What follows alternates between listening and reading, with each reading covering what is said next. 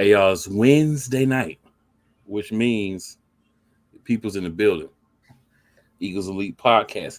And just to remind everybody, we are the reigning and defending Super Bowl champions, Philadelphia Eagles. This is your place. You want to hear about the Eagles. There's plenty of other spots, and they give you good content. They give you good information, but they ain't us. We not them either, though. But it's your man, Cool McCain. Side over here. Got Key in the building. The side over here, the Eagle Diva. Hey, we're going to get into it. Y'all know it's been a lot happening. We got the whole situation with your boy CJGJ and his comments. We're going to talk about all that. But the first thing we're going to do, we're going to get a little extra hypeness going. We're going to get a little extra motivation, a little extra juice. And y'all know how we do that. Let's go.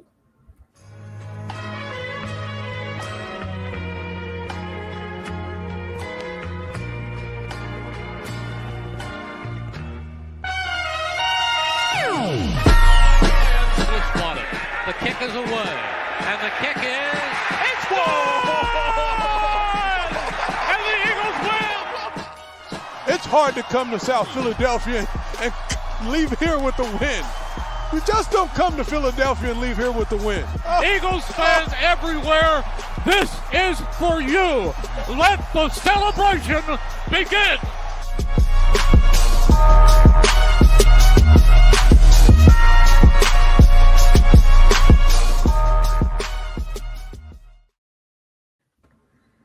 All right, y'all, we back up in this piece. Hey, a lot has been happening within the world of the Philadelphia Eagles, a whole lot. We weren't with you last week, but we with you this week. So y'all know how we get down. Like it, we got a certain flow that we do. Updates. So there's a couple of different things we're going to talk about in updates. So I have to kind of go one place to go another place. So if you saw Vic Fangio's press conference last week, we'll start here. There's some other news we'll talk about too, some releases, different things we might get to. This is the important thing in your updates. So Vic Fangio was asked directly about CJGJ, right, in his release or his trade. And Vic was basically said it's a money thing. He knows how it is the numbers. So, that's what it was. Then CJGJ popped on and basically was like, nah, you a liar. Y'all used me to test a new scheme to make sure to see if it was going to work, and then discarded me. And, keep it real. That's what you did, so don't lie and say it was just that. If you're going to do it, at least own up to it. You know what I'm saying? So we're getting two different sides of this. It's very interesting. Key, what's y'all thoughts on Vic Fangio saying it was Howie's decision, it was a money move, and then CJ basically coming out and saying it was not a money move. Y'all used me and then discarded me. You want to go first? I mean, I could see from his side where he said he was a guinea pig, but come on, CJ, you was here before Vic was here, and that wasn't a guinea pig situation. We already know you were good safety. You were one of the leaders that was in the locker room and then off the field. So, I mean, could it have been a money thing? Possibly, because we all know the team's getting younger, and just before you came back, you wanted to test the waters when Howie offered you a deal. You didn't want to take it, so you went to Detroit for that year, and now you can't. And then you came back. Of course, you won the Super Bowl.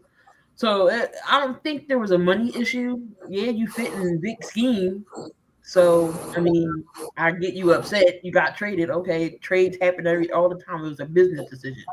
So you have all these guys coming in like Cooper, and you still got Reed, and then you got the guys we drafted. Where's their room to still pay you? So it was a money decision. So we had to trade you. So, but for you to say you was a guinea pig, I necessarily don't think he was a guinea pig. Howie should have just flat out came out and just said, "Here, we're trading you because of X, Y, Z." But we all know how Howie is. So, I mean, I get Vic's point of view and I get CJ's point of view, but CJ got to make it a big deal and make it about himself. So, but that's my thought. I don't think it was a money issue. I mean, dude still had a whole nother year on the contract. And if it was a money issue, it's like, Howie, why would you sign him then? If you feel like it was a money issue, you don't want to offer him the deal. He accepted. The first time he wanted more money and he realized, like he said, that it really, at the end of the day, it wasn't about money. It was brotherhoodship. And he really cherished, what he had here in Philly the first time. Honestly, I think Vic had something to do with it as well. Maybe he just didn't like the fact that, CJ is really outspoken. I remember him commenting on the game that CJ got kicked out. He was like, we just can't have that. You got to watch your attitude and your temper. So honestly, to be honest, I think it might have been a big thing. And then how we just use that excuse as, well, we got to pay the younger guys to get him out of here. But I still think it was a bad decision. We do have a younger core team, but you still need vets to be able to lead them. And, last year you had Slay, which helped Quinyon. And then, you just had CJ there with his passion. And I felt like, when we had CJ there the first year, he had a lot of passion and that led us. And then I know he got hurt a few games. I think we lost one or two. And even this game, when he got kicked out, after Jalen Hurts got hurt and then CJ got kicked out, the defense was just not there. You know what I'm saying? And I know I hear rumors that Reed Blankenship is saying he's the leader and the mouth, but I'm like, well, where was you at that game, my boy? Where was the passion at that game? Y'all just disappeared. Literally the last 2 minutes of the game, y'all were gone. The defense was not there, and I don't quite understand that. So I still feel like it's a mistake. I feel like, I think, I've heard other people say the same thing, that Vic had say so in it as well about trading CJ GJ, but we'll see how it goes. We'll see how it goes. People's like, well, he missed tackles. Well, everybody missed tackles. I mean, it's football. Everybody ain't gonna tackle every single time they out there on the field. It just is what it is. But I mean, he's made key tackles when we had, I think it was maybe the Panthers game. I know he missed that one tackle, but then he came back out and made up for it. So, I mean, it is what it is, but I still think we needed vets to lead these kids, especially after you let No Place Slay go, which I was ready for him to go anyway. But yeah. I mean, I'm not really going to add too much to it. I'm just going to say I don't think it was a money decision myself. I think it was maybe them wanting to go another way personality-wise. You know what I'm saying? Like Diva just said, play on the field, we're better with him. The year he was here, we went to the Super Bowl. We didn't win, but we went. He leaves, obviously other pieces too, but we don't even get out of the first round of playoffs. He's back along with other pieces again, but constantly simple. We go to the Super Bowl and we win it. So my thing is, I lean to more what Diva said a little bit. I do see what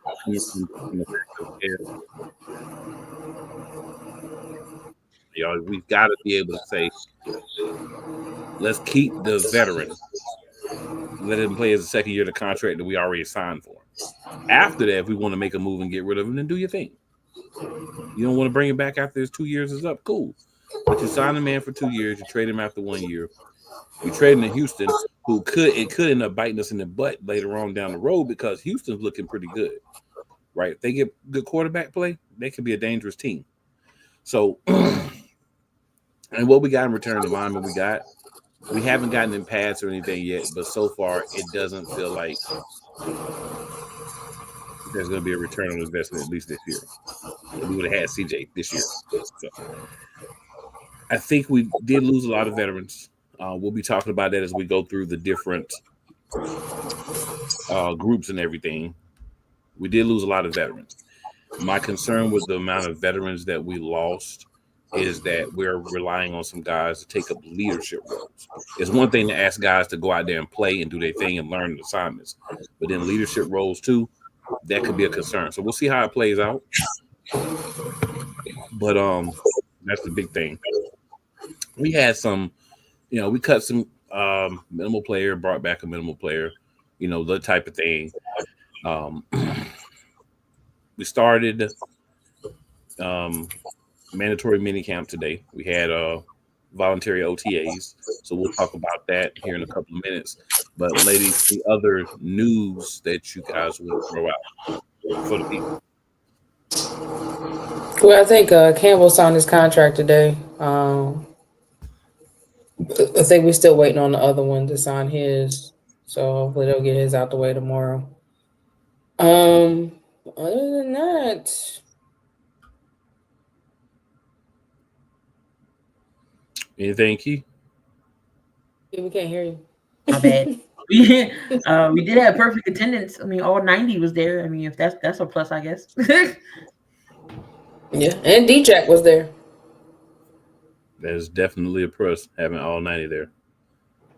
But that's not it's not a given. Because you have people that want to sit out because they're not getting paid what they feel like they should get and all those things, and we're not having that. And that's an important thing because it's hard to win. It's hard to continue to be the best team you can be when you got that going on. A lot of teams are in that situation, and we've been in that situation in the past. We're just not this year. One thing, we talk about? We didn't talk about. Oh yeah, we did. We talked about him getting traded. We did talk about Bryce Huff. We did talk about him getting traded, I believe. So we're good on that. So yeah. So far, some rumors. Jair Alexander's out there. Some rumors that he may be an Eagle. We'll see how that plays out. I'm not going to jump ahead of ourselves because we know how that goes. There's always rumors. When you're a good team, especially when you're a team that just won a Super Bowl, there's going to be people that are going to come and want to, hop in and kind of ride your coattails and try to get a ring. And, hey, I wouldn't mind having a Jair Alexander come in and ride some coattails. Ride coattails, homie. But at the same time, salary cap, is how we're going to actually make the move. We'll see if that has any merit, but he is a free agent. So the good thing is we wouldn't have to trade anything because he's being released. So when you get released, you're a free agent. That means the other team doesn't have to give up anything to get you. And when you don't have to give up anything, people become a lot more enticing as a possibility. So we'll see where things go with that. Other rumors for other guys, of course, but we'll kind of see if any of those things actually pan out for the Eagles. And if they do, of course, this is one of your spots where you will hear about it rather quickly. That's what we do. So yeah, we will get ahead and get moved on here, y'all. Off-season discussing. So we got some things to talk about. It's been happening off-season. Press conferences. So anything from the press conferences that you heard that you kind of made you feel good or bad, concerned or happy? I'll say one thing. I did listen to Jalen Hurts' press conference from today, and what the one thing that I liked the most from what he said a lot of positive things, was he got right back to work. Right, we know AJ was talking about, winning a championship was great, but he was back on the field working out like the next week. You know what I'm saying? Because you feel good that you won, but it's like we want to do it again. So we had that. Then we had some other guys in similar situations, Hurts being one of them, to just say, hey, we just won, but we're trying to get another one. We're not happy with the one, so we're not, going to celebrate our offseason. He will get back in the lab. And he was even saying that he needed that for his peace. So the fact that QB1 is that locked in and dialed in, definitely, I'm sure he's hearing all the hate, all the different things that are being said about him. And the only way to shut him up is go out there and perform. And Sirianni actually had a good press conference too, which was shocking. So David, we'll start with you this time. What you got for us? Man, I like Nolan Smith's press conference was He did have a good one. he had a really good press conference. I liked everything he said. He said BG has basically helped him mature a lot, because he was hearing a lot about, you're a rookie, you need to be doing this, A, B, C, and D. And BG was just like, do you, you know what I'm saying? Like, be you and do you. And, just to hear him say, rehab is going well and he's ready to get back out there. He was like, just like everybody else said, like, after we won the Super Bowl, I got right back out there. He was like, I didn't scratch that. Like, that is what it is. Like, we on to a new season. And I mean, just hearing how confident he is and knowing that he's going to be evidently taking the place of BG. I liked his press conference. I ain't really listened to Nick's. Saquon had a very long press conference. He talked a very long time. Glad to hear that he said he's not retiring anytime soon. And he's just getting started. But yeah, I mean, I really like Nolan's press conference. Didn't really see too much. I seen snippets. Nolan definitely was the one, him talking about BG, and he was just like how he was already getting emotional just talking about it.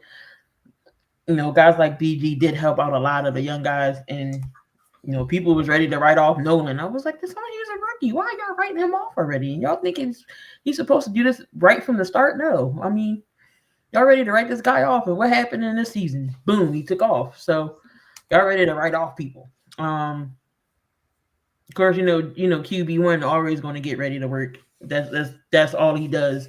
And I don't know what more he has to do to silence these critics. I don't know. Does he have to be a Patrick Mahomes and win 2, 3, 4, 5? Oh, he didn't win that much, but y'all get it. Like, do he have to win multiple Super Bowls for y'all to finally shut up? Like, I don't know what else y'all want him to do. So he's back locked and loaded. This whole offense, I feel like, is locked and loaded. I know we got a new offensive coordinator, but he's not really changing much, which is a plus. So Jalen doesn't have to learn a whole new scheme all over again. Defensive wise, yeah, Vic got new pieces, but it's still pretty much the same defense with newer pieces. They saying Jalen Hunt looks great, so he's gonna have a good impact. Trotty Jr. starting to get acclimated how to be a linebacker and everything like that in the position. So you might see flashes of him. Since Dean's not going to be back, that patella tendon is they said is a hard injury to come back from, really. So, and then Campbell has the shoulder issue. So I mean, he should be ready by the time training camp comes in August. He'll be ready. So we'll probably, them two will probably be getting spots next to Zach. So I mean, and then the secondary, we got to see how Makuba does. We got to see how Cooper does, and who's going to take that spot. CJ left, so I mean, it's still all good things. Everything that I'm hearing from the pressers is nothing really negative, really. So You're talking about Coop maybe playing the safety. Yeah, I love the press conferences. So the issue I have with some of the stuff is over sensationalizing a certain piece. So I actually saw Cooper DeJean's press conference. And I saw all of Vic Fangio's. So what they're actually saying is they're going to put him in a slot, but they're in base defenses where they're not going to have that third corner on the field. They're going to work him in as a safety in those situations to get him more snaps on the field. So it's being presented a lot of areas like they're talking about moving him to safety. They're just trying to get him more snaps, possibly having him play safety in base defense where you wouldn't have that third corner on the field.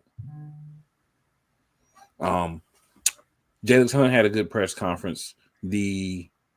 All of the cornerbacks were in one bunch for press conferences. I love what they said as well. They were talking about just helping each other. Quinyon basically knows he's one of the starters, but the other guys that are going to be fighting for the other spot, their thing is, hey, if I'm the starter, I'm the starter. If I'm the backup, I'm the backup. Whatever it is, it's what I can do to help the team. As far as OTAs, as far as mini camps, Sirianni said something that was very correct, actually. I mean, I saw Nick Sirianni's press conference, y'all, and I was shocked. I'm like, this same dude? Like, for real. But he was saying how no pass or anything yet. So a lot of the rookies, a lot of the new pieces, you kind of get an idea. You feel good right now, but until you get everybody that can play right now in pads and get them out to hit each other, you don't necessarily know, because speed is different in pass than without pass. Angles, everything's different. So right now they're just trying to make sure everybody's implemented to the offense, kind of understands what's happening, and are in a position to try to help out as much as they can with everyone getting better. But I would like to see DeJean coming in some packages of safety. That could be very interesting because that could bring a new dynamic. And that's a guy that can cover as well. So he's not a guy that you have to worry about having in one position. He can move around. And that's a big thing. He's played some outside corner too. Fangio said basically they're probably going to leave him in the slot, but they just want him to be able to play there. So if something happens, an injury, or they see a certain matchup or different things, that he can go in. I will say this about the Eagles. We've heard for years that they're all in this big thing about versatility, right? Then we get into the season and the games and we don't see it.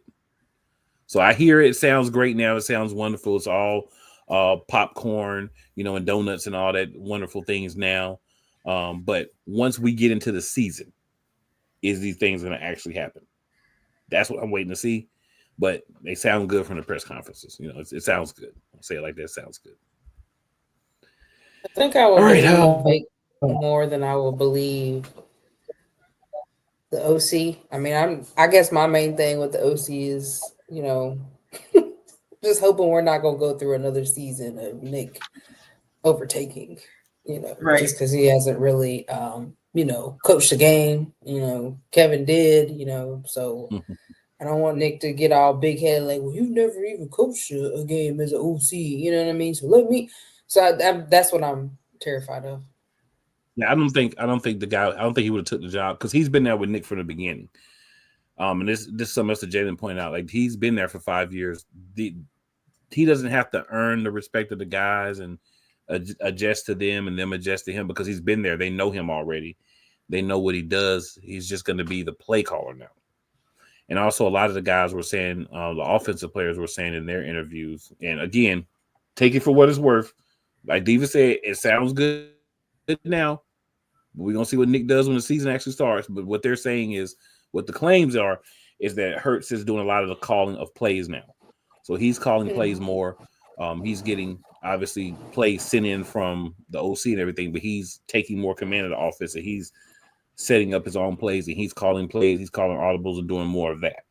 So again, this is something we wanted him to do. Because I'm like Russell Wilson and the other quarterbacks, Patty and them do it. Why can't you? You mean if you don't like something, you have a right to change it. You do. Russell. What they gonna do? Yell at you if you get a touchdown from changing a play? Get out of here. What they gonna do? Bench you? Right. Right, because the thing is, there's nothing they can do, because at the end of the day, if you choose to do something and they don't like it, they're not gonna bench you. Who they gonna put in? Tanner McKee. I mean, I feel like you're the one actually looking at the defense, so you can see better than what they can on the sideline. Yep. All right, so got a few comments here. So Philly says, what's going on, Eagles fan? What is going on, Philly? Love to see you in the building. What up, Philly? And our man Benny Boom is in the chat. What up, Benny Boom? What up, Benny? Benny Boom is in the house. Let's do this, John. And then Benny says, yo, bro, that background, I need that eagle so I can do something funky with it. I got you, bro. Got you. So Jordan Davis was mentioned specifically. And I didn't mention him when we were talking about the press conference because I kind of want to pull this out. So what they're saying is Jordan Davis is in the best shape of his career. So questions have been asked, like, why is he just now getting into the best shape of his career? Different things. And the other side is it's great that he's been working hard this offseason to get himself in even better shape.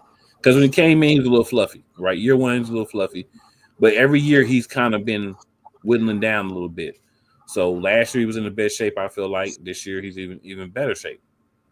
So what do you guys think about Jordan Davis coming in, showing up in better shape? And does this mean he wasn't working before, or just the culmination of him continuing to work? He's continuing to get in better and better shape. Key, we'll start with you for this one. I'm not saying that he didn't want to work. I think it's over, the course of his tenure being here. He just wanted to get better, and he can see, well, if I, keep getting better at my body and working out, how more faster I can be. Because he was already fast as a big dude. He chased down Josh Allen and everybody didn't think he could. So just imagine now how lean and stuff he is now, how fiery he'll get off the ball now. So D-line is still going to be dangerous regardless who's on the line. So it's a benefit for Jordan, because he's healthier, and it's going to be beneficial because he's going to use that to help become faster and help out the defense more. So we could see saying how he had, like 4 guys with double-digit sacks. So, it could be that year again, especially if we getting that pressure off the front line. So we'll see, but I like it. He said he fell in love with the Peloton and the bike, so he just kept doing it. So that's how he, lost more further weight. So I'm proud of him. He's looking at him like, all right, I can still be a healthy weight and still contribute. So I feel it. Diva, your thoughts? Jordan playing for that money. The first they thought that they weren't going to extend his contract. He want that money. Like he want to be Eagle. And that's all people kept saying about how he didn't do this, he didn't do that, and saying he needed to lose weight. And I know last year, he played well. You know what I'm saying? At first, I think the beginning of the year he was really little, and then he picked up that weight again by the time the season started. But I think he's playing for that contract. I think he really wants to play beside Jalen Carter. And, in order to do that, like, he is going to have to lose weight. And so now he'll be able to get off the ball quicker, tackle quicker, move around, maneuver a lot quicker. We already know he got speed. We've been through that from day one. So, yeah, I just think he playing for that contract. He wants that money. He deserves it. And, we want him here as an Eagle. So that's what I think it's from. I feel it. Yeah. I think both of y'all are, hitting on some good points. I agree. I definitely agree. Now, here's another one that I thought was really interesting, but I completely 1,000% agree with. So, Jalen Carter, according to the coaches, himself and his fellow teammates, is still learning how to play interior defensive lineman. So right now, he's still learning, but he wants to be great. And he already athletically, and the way he's dominating, is playing really well. But there's another level that he can go to. Once he understands the position better, this could be something that could be super crazy. We could be looking at a guy who is a generational talent once the understanding of all the nuances kicks in with the play. So what do you guys think about this? Diva, go ahead and take this one first. I was shocked to hear that. Just to see how he's played over the last 2 years, how dominant he's been, for him not to really understand what he's doing yet and understand his ability and strength was wild to me. Like, I had to reread that again. I thought it was clickbait, honestly, because I'm like, it ain't no way. Like, he's playing off of talent. So imagine when he really understands and get down pat of what he's doing, how much of a beast. He's going to be better than Aaron Donald, honestly. And Aaron Donald was one of the greats. You know what I'm saying? And that was just wild to me. Like, dang, you really don't know what you're doing. You out here just playing the ear by ear off of talent, and you already a beast. So y'all watch out for Rhino. He ain't going to be baby Rhino no more. He's going to be Rhino, because he's going to be coming at you real hard, real fast. And I think that once he really gets down reading that offense, listen, you ain't going nowhere. You a QB, you ain't going nowhere. You better stay in that pocket and hope you got that Tom Brady protection, because if not, he coming after you. All I got to say. I like it. Thank you. Yeah, there was. I seen that too. He was just like, "Huh? What you mean? You don't know the position he playing?" But just the money. Not say money year, but he's coming up into where okay, we got to pay Jalen Carter. But now I feel like more teams are going to double team him now. So that's going to leave more guys open. A Nolan, Jalix Hunt, Davis, for those guys to go after the quarterback, because they're going to double Carter. They're going to be holding, because they're not going to call it. So the more and more that he stands there and learns the position and swim moves and gets off this double team, quarterbacks are going to be in trouble. So your offensive line better hold up. If not, I feel sorry for whoever is your quarterback back there, because you're going to see a lot of green. And Carter has a tendency of, knocking people around a little bit. He might slap somebody, which he's done occasionally a couple times. And I'm just like, oh, no, don't get the flag. Super Bowl, he mugged him crazy. I forget who he slapped. That was funny, too, on a regular season game. But I'm just like, he out here slapping people. So it's just that strength and power. I get why teams got to double team him, but I just feel sorry for the opposing quarterback. They got to play Carter. They're like, dang, they got to play the Eagles this week. Especially for a quarterback who ain't mobile. Yeah. One thing I'll add to that is that dude is already a beast, right? Like Diva said, like Keith said. Just think about how ridiculous he could be once everything locks into place, right? Because the thing is, you got your rookie deal, you get that 4 years. They're going to pick up his 5th year, so you get through that, and then you get that security of that bigger long-term contract, right? That's when you kind of see these defensive linemen really like elevate. He came in. Let's go back. We shouldn't even have this dude, right? The only reason he's in Philadelphia is because some situations that was happening and people were questioning his ability to make good decisions. That's why he fell to 9 to us. So we're talking about a fall. This dude was in the run to be the number 1 pick. The talent never changed. No one ever said that the talent wasn't there. What people were saying was the other stuff, the mental. But he came in, he did his job. He's never been a problem.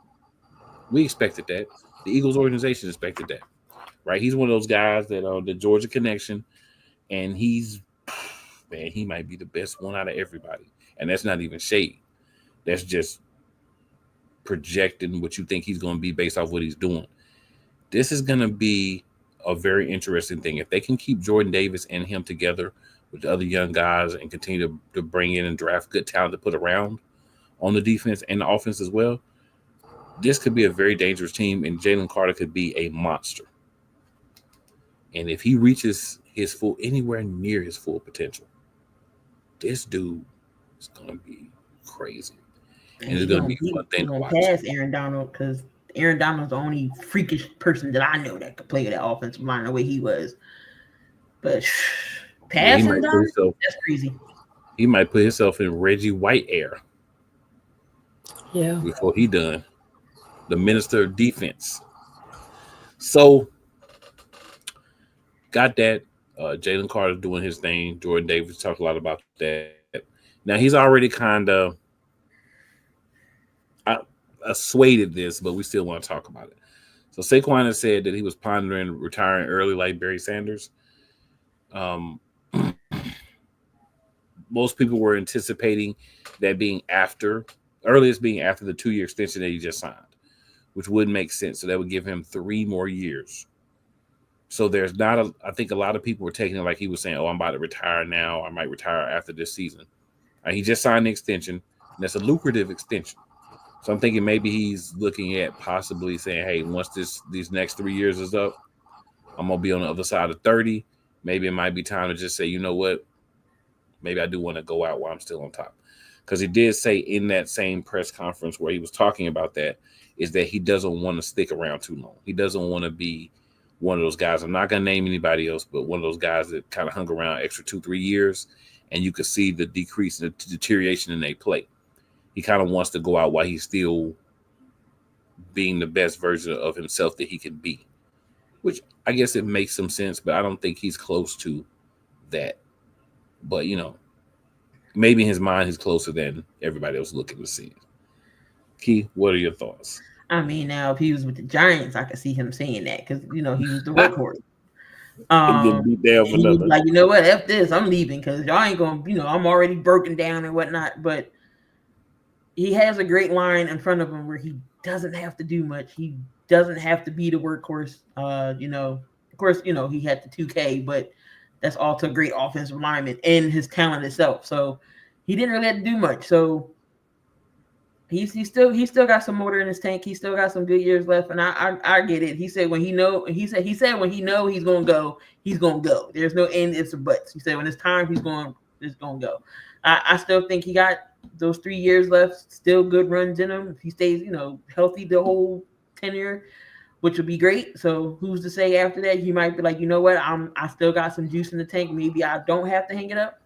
He'll let him know, but until then, he ain't going nowhere right now.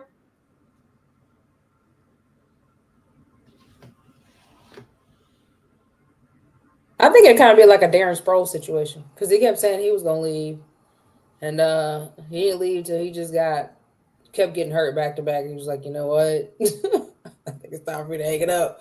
And Darren Sproles was nowhere near as big. I mean, he was Mighty Mouse, but he was nowhere near as big as Saquon. And then having Dylan that we have, he just as big as Saquon. I think that's going to actually take off a lot of pressure. So I mean, that probably would give him an extra year, maybe 4 years. You know what I'm saying? To win a few more Super Bowls. I mean, because I hate that his years was wasted over there with the Giants, and then he had to suffer those injuries. But you over here now, and you in good hands, like State Farm say. So we expect to see you here for a while, my brother. Yeah. Very true. Very true. So, yeah, Saquon, hey, you ain't got to go nowhere. You good, right? In Philly, as long as you want to stay here. But I do get, probably racking up the injuries that he had previously getting to Philly because he didn't have a lot of years where he was able to finish the season in New York. So that might weigh something on, his mindset right now. But a couple of years being good in Philly, I think we'll be good. Just worried about the man curse. That's all I'm worried about with him. Now, the one thing I think that's going to help him this year that he didn't have last year is A.J. Dillon as a backup.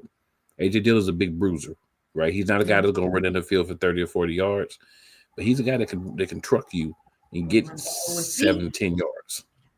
Yeah, he's that bowling ball with feet that me and Key been begging for. These are two we've been begging for. So you got him, you got Will Shipley. So if Saquon does need to take a game off or, heaven forbid he does get a minor injury and he misses a couple of weeks, we've got some other backs that can come in and give different styles. And together, I think they can be like a Saquon. Because AJ hit those holes, he's going to pound you. He's going to get the yards. I think Shipley's a guy that obviously working on strength, trying to get on the field. But you put him out there, you saw him make plays last year. So I think it's going to be good to have those two guys behind him as well, so we don't have to try to carry that load like last year. Spread the love a little bit.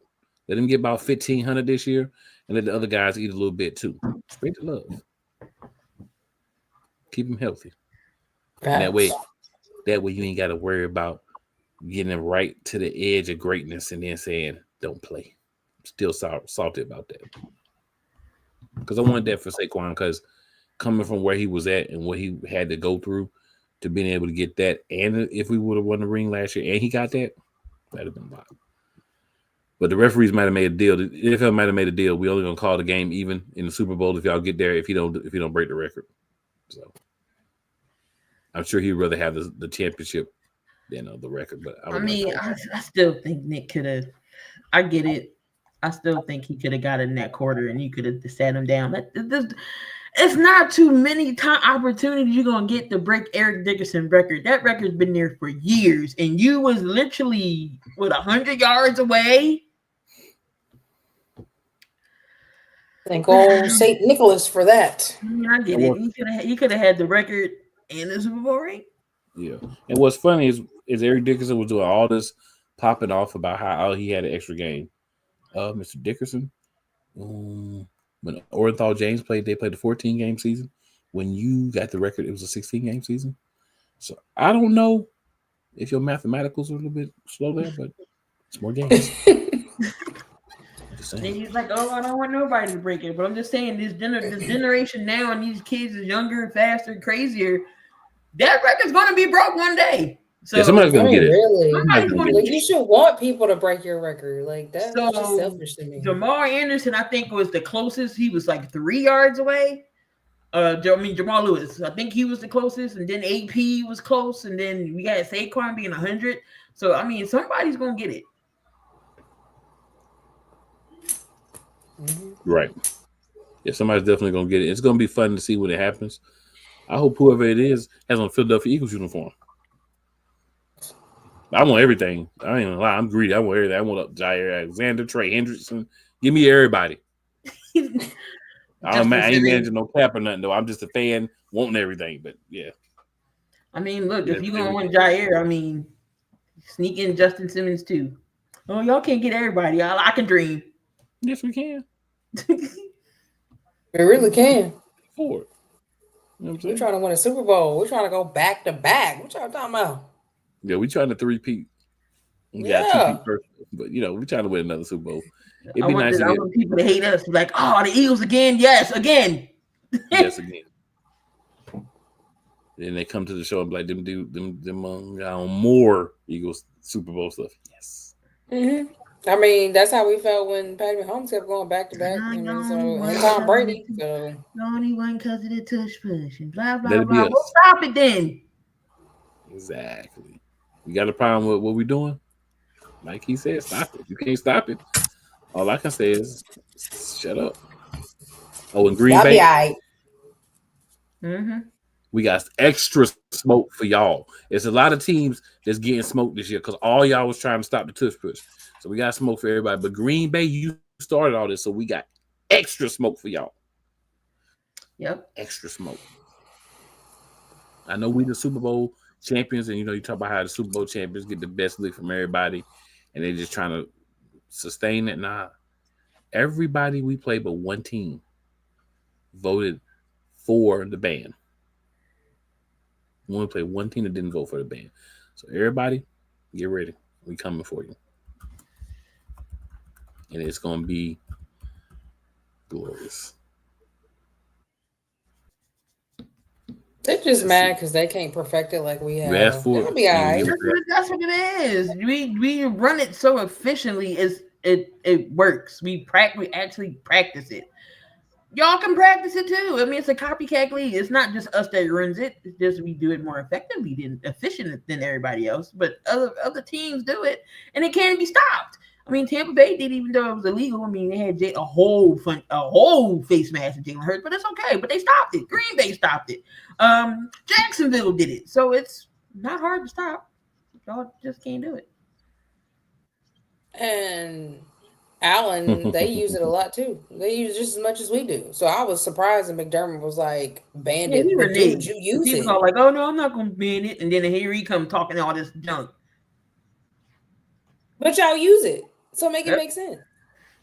Y'all use it just as much I as think we his did. owner got here. I think his owner said, shut up, boy. No, I think he just mad because he got fired from Philadelphia. I think it was the owner thing, though. I think he's still bitter about Philadelphia. No, because at first he was for it. He was like, yeah.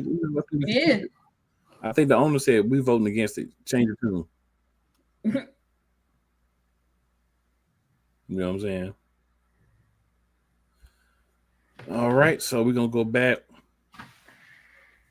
to that 2024 wonderful season, and we're going to talk about a game that happened. And that's the Week 3 game against the Washington Commanders. September 25th. Oh, sorry, y'all. That's the wrong game. Maybe. Wasn't it Tampa? Yeah, I think that was a Tampa game. Yeah. Schedule was acting up. Yeah, schedule was acting up. We're tripping. That's not. They did me wrong. They went back to the wrong season on me. Actually, Week 3 was actually the Saints.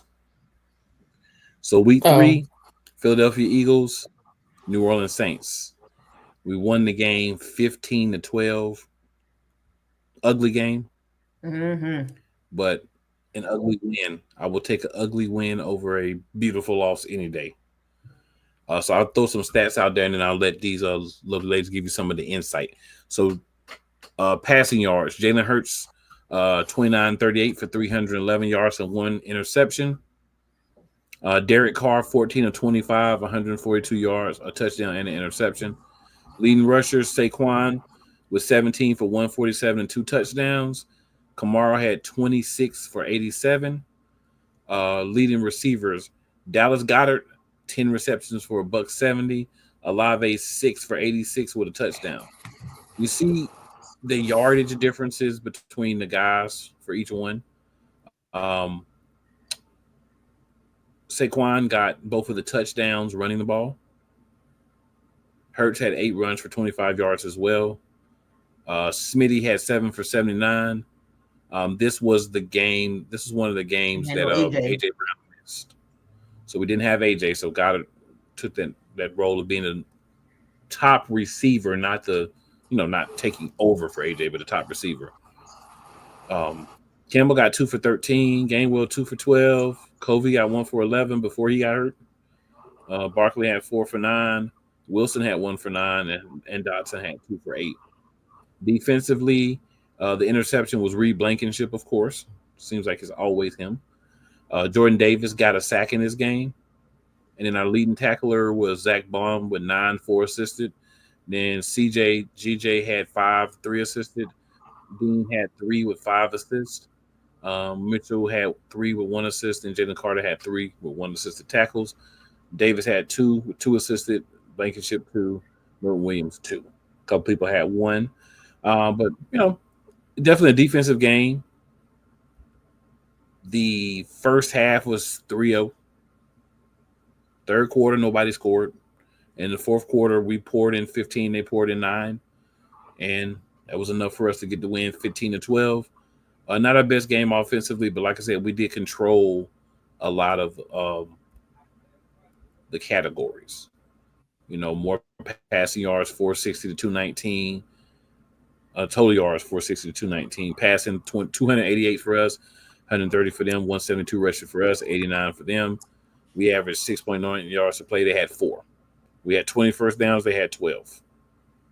We allowed 4 sacks, though. They only allowed 1. We only punted twice. They punted 4 times. So some interesting things. Time of possession was actually a lot closer than you would think. Time of possession, we had 32 minutes and 15 seconds. They had 27 minutes and 45 seconds. You would think from the stats that I'm giving you that it was a lot more than that, but that's just the way it happened to play out. So, ladies, your thoughts on that Week 3 matchup?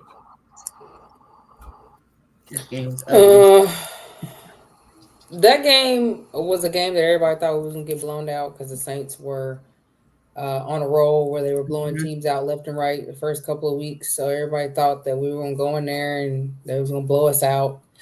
But that did not happen. Even though the offense didn't play like we thought they would, because it was a defensive game on both ends. We came out with that win. And I think that was the game where Smitty got the concussion as well. So he went out. I do believe that was the game that Jalen Carter took out Derek Carr and was getting death threats. Alvin Kamara was shut all the way down. He wasn't running all over the field like he normally did. I think he might have got injured but came back in. So that was, a really good game. It wasn't a high-scoring game, but they didn't blow us out. Like everybody, all the doubts, they're gonna blow y'all out. They ain't do none of that. There was no blowing out, no none of that. So I think that's where we kind of was starting to find our footing a little bit. But yeah, we did have a bunch of injuries pile up, but luckily that came and went, and we saw and we came through. But yeah. It was ugly. Saquon was the main runner, and he hit that touchdown at the end of what won us that game. It was just a good hard fought win. It reminded me of that game with the Colts. That game in the drive when Jalen scored. It felt like the the Red Sea just parted and Jalen said, "Whoop," he just ran right in. But got the dub there. That's the week before when Shaheed was going off with them long bombs. I'm just like, oh no, So, but I knew we was gonna, get that game. It was ugly, but it was we still won. Yeah, definitely. Very excited that we were able to get that win because that did look like a game we could have lost very easily too, just the way it ended up playing out. Defense very stalwart in that game, doing what they've been doing all season up until that point and past that point for us. A lot of people were low on the defense early in the season. I, for one, was like, hey, Vic got this. We just got to give it a little time because it's one of the things it's going to have to develop. But when it does, and that was kind of the thing for me. What about you, Keith? Anything else? Not really. I mean, the defense came down when it mattered. I think Blankenship had that interception. I think late in the game. Saquon's run. That was an eye opener too. That it was like, all right, y'all, we can't be winning games this close like this. So it was an eye opener, and so not too much to add. It was just I hate the ugly win games, but as long as you won, so. Yeah, I definitely feel that too. All right, so David, any other thoughts? Anything else about the game or anything about the team before we get out of here? No, I'm just ready for this 2025-2026 season to get started. Life is very boring without the Eagles. Ready for some action every Sunday, Monday, Thursday, whatever night that the Eagles are on TV. Ready to go back for this repeat. The repeat. You know what I'm talking about? That's what I'm ready for. I feel it. Any last words, Keith? No, I'm excited. When August comes, that's how I know. I was like, all right, you start itching. You're like, all right, you hear the helmets cracking. You're like, all right, it's preseason is here, and then sooner or later, September's here. So, then we get some preseason games and the real games will start. So, around August is when I really get excited. I can dig that too. I definitely can dig that. Yeah, so another episode we got in the books here, y'all. Oh, man, we're gonna be back here next week, of course, talking more things happening with the Eagles. We'll have a little bit more insight into camp, what was going on in the minicamp, the mandatory minicamp. They're only doing 1 day, so they're only practicing about an hour and a half. But over a week's time, you can see a lot in that time frame. We got a team that's going to compete. I feel like we could win Super Bowl again, but I think this is a team that's going to compete. Step one is always win more games than everybody else in the regular season. Win your division, try to get the first round bye, try to get the number 1 seed. But didn't have the number 1 seed this past year, but because of circumstances, it was just like we had it. So I'm gonna borrow something from another show that I do. Want to know every week. That's what I want to see from the Eagles once this season gets back started. Want to know every week. The best people out there, I'm ready to get the pads on so we can get more information, kind of understand what's happening with these guys. They're going to have some open practices. Depending on when they are and how everything's flowing, I might see if I can slide up and go to one of those practices and kind of, check everything out. So we're going to see.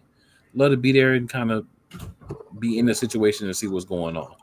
My couch is always available. I'm just saying. I bring an air mattress with me. You know what I'm saying? Yeah. So yeah, it's gonna be fun to see. It's gonna be an exciting season. It's always an exciting season with the Philadelphia Eagles. And whenever your team is coming off being the Super Bowl champions, it's like a different vibe. So for the diva here, for the homie Key, Cool McCain, we're going to go ahead and sign out for the week, but appreciate everybody that's watching. And if you're not watching live, it's all good. Check out the replay. If you came in at the end of the show, you didn't get to see the other stuff, hey, just go back and watch it again. Make sure you like it, share it with everybody. And we're going to be back with y'all next week. More Eagles talk all off season, leading you up until the regular season. And then y'all know what it is when regular season start. It get real good. We out, y'all.